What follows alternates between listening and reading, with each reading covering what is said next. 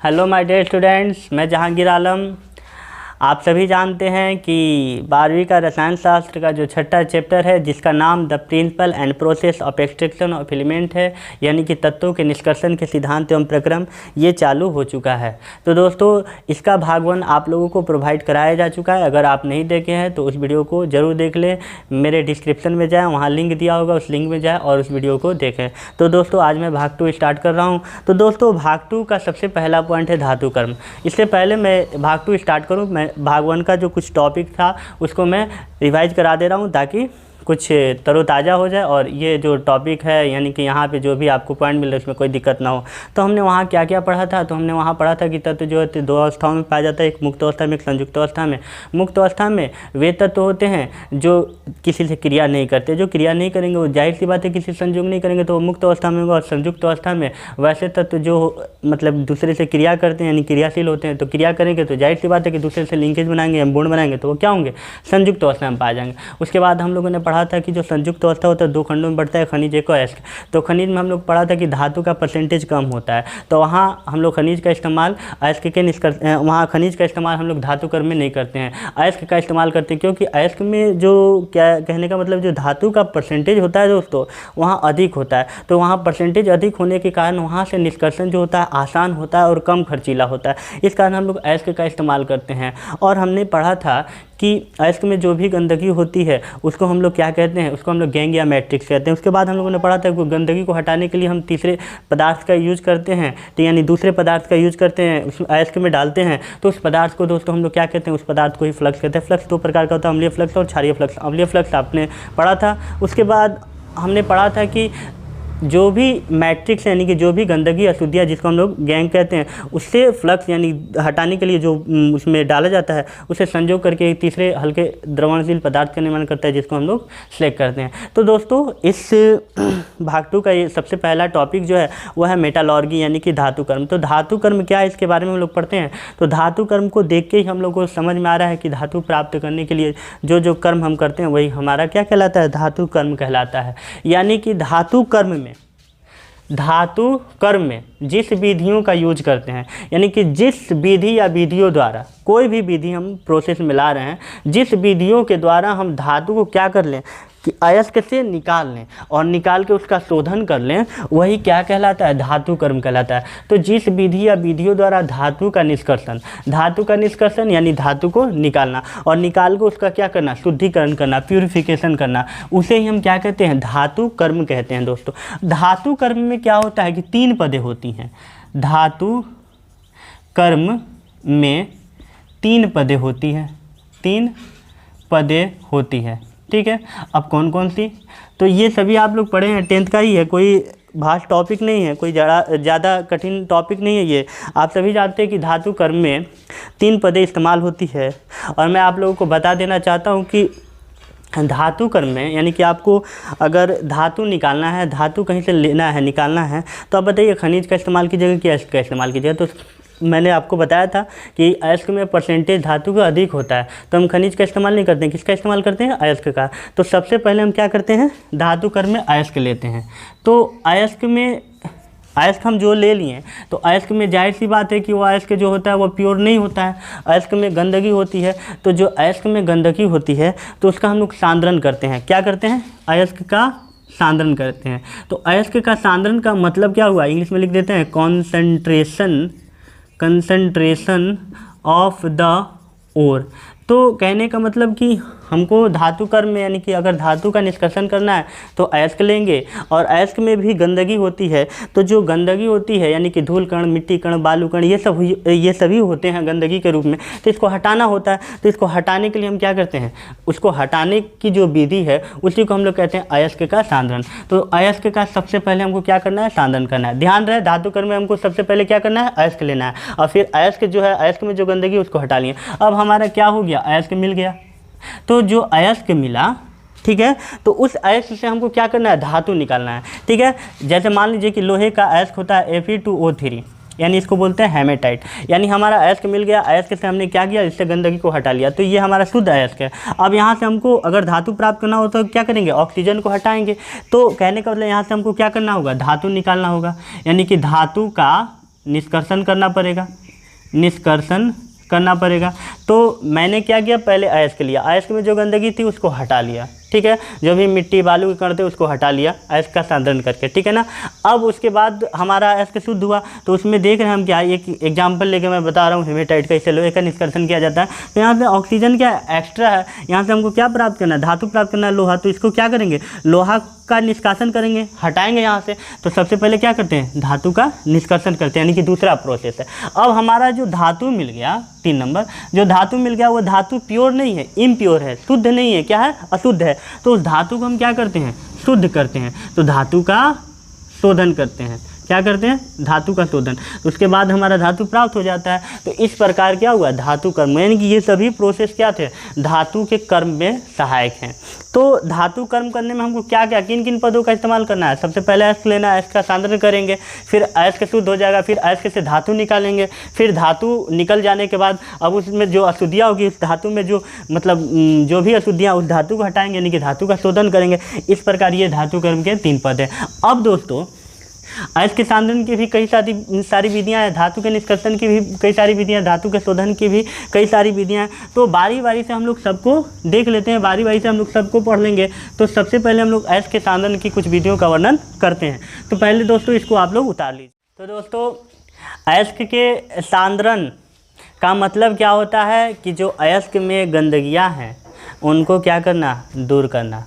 गंदगी यानी क्या, अशुद्धियाँ, यानी उसको क्या कहते हैं हम लोग, मैट्रिक्स या गैंग कहते हैं। तो अयस्क में जो भी गंदगी या अशुद्धियाँ होती है, यानी अनावश्यक चीज़ है, जिसकी आवश्यकता नहीं है, अनावश्यक चीज़ें होती है, उसको हटाना जो है, हटाने के लिए जो प्रोसेस यानी जो क्रिया करते हैं हम, उसी को कहते हैं अयस्क का सांद्रण। तो हमारा टॉपिक है अयस्क का सांद्रण क्या है। तो अयस्क में उपस्थित अनावश्यक पदार्थ, अनावश्यक पदार्थ यानी क्या, गैंग या मैट्रिक्स आप बोल सकते हैं।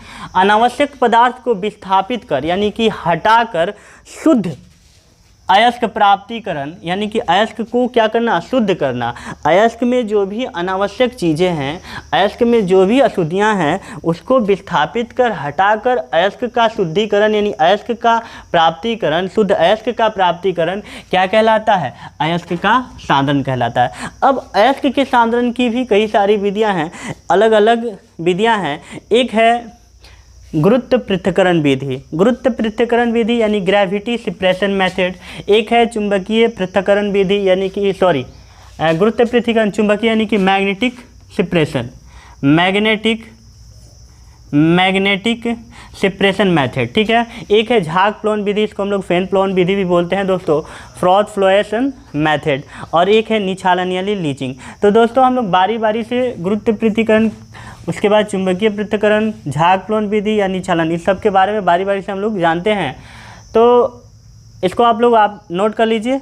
सबसे पहला टॉपिक हम लोग इसको पढ़ते हैं, गुरुत्व पृथक्करण। आपके नोट करने के बाद तो इसको नोट कीजिए बच्चों।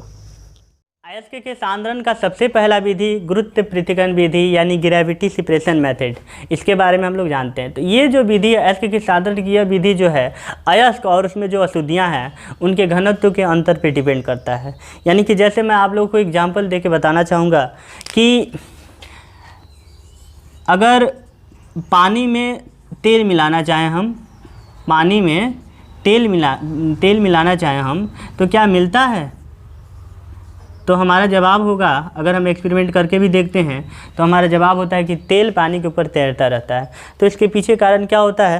तो इसके पीछे कारण यही होता है कि तेल का घनत्व पानी के घनत्व से कम होता है। कोई भी दो चीज़ें एक दूसरे में नहीं मिलती है और अगर एक चीज़ दूसरे के ऊपर है तो इसका मतलब ये हुआ कि जो ऊपर है उसका घनत्व नीचे वाला से अधिक है। जिसका घनत्व अधिक होता है वह नीचे रहता है और जिसका घनत्व कम होता है वह ऊपर होता है। तो तेल जो है पानी की सतह पर तैरता है। इसी कारण अगर मान लीजिए कि कोई तालाब है और तालाब में पानी है, उसमें अगर आप पेट्रोल डाल दें, पूरा पेट्रोल डाल दें और उसमें अगर आप आग लगाना चाहें तो आग लग जाता है। पानी के नीचे आग नहीं लगता है, पानी के ऊपर आग लगा रहता है। नीचे क्यों नहीं लगता है? क्योंकि नीचे तेल जा नहीं पाता है और पानी का घनत्व अधिक होने के कारण वह तेल के नीचे रहता है और इस कारण नीचे आग नहीं लगती, क्योंकि पानी जो है वो दहनशील तो है नहीं, ज्वलनशील तो है नहीं। पेट्रोल ज्वलनशील होता है, तो पेट्रोल क्या होता है, पेट्रोल क्या है, तेल है, और तेल का घनत्व कम होने के कारण पानी के ऊपर रहेगा, तो ये क्या होगा, ऊपर ही आग लगता है। तो जिसका घनत्व कम होता है वो ऊपर होता है और जिसका घनत्व अधिक होता है वो कहाँ होता है, नीचे होता है। तो हमने पाया क्या कि कुछ ऐसे अयस्क थे, अयस्क यानी कि अशुद्ध अयस्क। कैसे अयस्क, अशुद्ध अयस्क। तो अशुद्ध अयस्क में क्या क्या होंगे, अयस्क होगा, ठीक है, यानी शुद्ध अयस्क होगा, और उसमें क्या होंगी, अशुद्धियाँ होगी, यानी कि हमारे कहने का मतलब गैंग। अशुद्धियों को ही क्या कहते हैं, गैंग कहते हैं। तो हमने देखा क्या कि अशुद्धियों का घनत्व क्या है, कम है, अशुद्धियों का घनत्व कम है, ठीक है, और जो इसमें अयस्क है उसका घनत्व अधिक है। अब एक बात हम लोगों को पता हो गई कि जो इम्प्योर ओर है आपका, जो अशुद्ध अयस्क है उसमें अशुद्धि और अयस्क है, तो अशुद्धि का घनत्व अयस्क के घनत्व से कम है। तो इसी का हम लोग फ़ायदा उठाते हुए हमने क्या किया कि अयस्क को एक ऐसे जल में डाला, ऐसे जल में विक्षोभित किया कि जल का जो है फ्लो हो रहा है। कहने का मतलब ये जो जल है बह रहा है, जल आपका बह रहा है, और उसमें आप इसको डाल देते हैं, किसको डाल देते हैं, अशुद्ध अयस्क को। अशुद्ध अयस्क में क्या है, अशुद्धियाँ यानी कि गैंग है, और क्या है, अयस्क है। तो अशुद्ध जब इसमें ये जाएगा और पानी का क्या है, फ्लो है, बह रहा है, पानी बह रहा है, तो आप देखेंगे क्या कि अयस्क का घनत्व तो अधिक होने के कारण क्या हो जाएगा, ये नीचे आके जम जाएगा। और जबकि अशुद्धियों का घनत्व तो कम है, तो अशुद्धियों का घनत्व तो कम है, तो ये क्या होगा, पानी की सतह पर रुकना चाहेगा। तो पानी की सतह पर रुकना चाहेगा, लेकिन पानी क्या है, पानी बह रहा है, तो पानी बहने के कारण ये जो अशुद्धियाँ वो बाहर निकल जाएगी। इस प्रकार हमारा अयस्क शुद्ध हो गया, यानी कि अयस्क अलग और अशुद्धियाँ अलग, यानी इस प्रकार अयस्क का क्या हुआ, सांद्रण हो गया। यानी कि ठीक उसी प्रकार एक एग्जाम्पल देके मैं आप लोगों को फिर बताना चाहता हूँ कि मान लीजिए कि गिट्टी है, गिट्टी आप लोग समझते हैं, जो होम कंस्ट्रक्शन आपके घर के बनावट में, यानी कि कंस्ट्रक्शन में, घर के कंस्ट्रक्शन में जो जिसका इस्तेमाल हम लोग करते हैं, तो गिट्टी है, गिट्टी में मान लीजिए कि धूल कण है, काफ़ी धूल कण है। अगर आप इस तरह पानी का बहाव है, बह रहा है पानी, अगर उसमें आप धूल युक्त गिट्टी को डालते हैं तो देखेंगे कि गिट्टी जो है नीचे बैठ जाता है और धूल कण क्या होगा, बाहर निकल जाएगा। क्योंकि उसका घनत्व कम है, वो ऊपर रहना चाहेगा, वो क्या होगा, बाहर निकल जाएगा। इस प्रकार आपका गिट्टी अलग और धूल कण अलग। तो ठीक इसी ही प्रकार, इसी ही मेथड पर क्या होगा कि अशुद्धियाँ, इस प्रकार की अशुद्धियाँ हैं अयस्क में जिसका घनत्व क्या है, कम है, तो इसका हम लोग फ़ायदा उठाएंगे। इसको क्या करेंगे, चलते हुए पानी में हम डालेंगे, विक्षोभित करेंगे, तो क्या होगा कि अयस्क में जो अशुद्धियाँ उसका घनत्व कम है, तो घनत्व कम होने के कारण वो क्या होगा, सतह पर, पानी की ऊपरी सतह पर टिकना चाहेगा, लेकिन पानी का जो फ्लो होने के कारण वह क्या होगा, बाहर निकल जाएगा। जबकि अयस्क जो है, शुद्ध अयस्क है, उसमें उसका घनत्व अधिक है, तो क्या होगा, नीचे जाके जमा हो जाएगा। इस प्रकार हमारा अयस्क का जो होगा क्या होगा, सांद्रण हो जाएगा। ठीक है, तो यही है गुरुत्व पृथक्करण विधि। सांद्रण की यह जो विधि है, इस प्रकार की जो विधि है, अयस्क एवं अशुद्धियों के घनत्व के अंतर पर निर्भर करता है, यानी कि दोनों के घनत्व में क्या होता है, डिफरेंट होता है, अंतर होता है। इस विधि में अयस्क को जल की तीव्र धारा में विक्षोभित करते हैं, यानी कि ऐसे जल में डालते हैं जिसमें जल का क्या हो रहा है, प्रवाह हो रहा है, बह रहा है जल, यानी अथवा उन पर जल की धारा प्रवाहित करते हैं। ठीक है ना, क्या करते हैं, जल का धारा फ्लो करते हैं। ठीक है, ऐसा करने से क्या होगा कि अशुद्धियाँ क्या होगी, ऊपर आना चाहेगा, तो अशुद्धियाँ ऊपर आना चाहेगा तो पानी के फ्लो के साथ बाहर निकल जाएगा, अशुद्ध अयस्क नीचे बैठ जाएगा। तो क्या होता है, धारा प्रवाहित की जाती है, जिससे अयस्क के जो भारी कण होते हैं, इनके जिसका घनत्व अधिक होता है, वो क्या होते हैं, नीचे बैठ जाते हैं, जबकि हल्की अशुद्धियाँ जल के साथ बाहर निकल जाती है। ठीक, इस प्रकार हमारा क्या होता है, अयस्क का सांद्रण हो जाता है। तो ये है अयस्क का सांद्रण का सबसे पहला विधि, ये आप लोगों को समझ में आया होगा। तो दोस्तों, अयस्क की सांद्रण की जो बाकी और विधियाँ जो मैं आप लोगों के बोर्ड पे लिखा था, इन विधियों की चर्चा मैं अगले वीडियो में करता हूँ। ठीक है, क्योंकि वीडियो बड़ा हो जाए और मैं नहीं चाहता हूँ कि बड़ा हो। तो दोस्तों, आज के लिए मैं इतना ही, और मैं एक बार फिर से कहना चाहूँगा कि मेरे चैनल पे अगर नए हैं तो लाइक करें, सब्सक्राइब करें, और कहने का मतलब कि अपने दोस्तों के व्हाट्सएप ग्रुप पे ज़्यादा से ज़्यादा शेयर करें। वीडियो अच्छा लग रहा है आपको तो लाइक ज़रूर करें, लाइक करना बिल्कुल ना भूलें। ठीक है, ताकि आपके लाइक से ही हमें मनोबल मिलती है। आज के लिए दोस्तों इतना ही, धन्यवाद।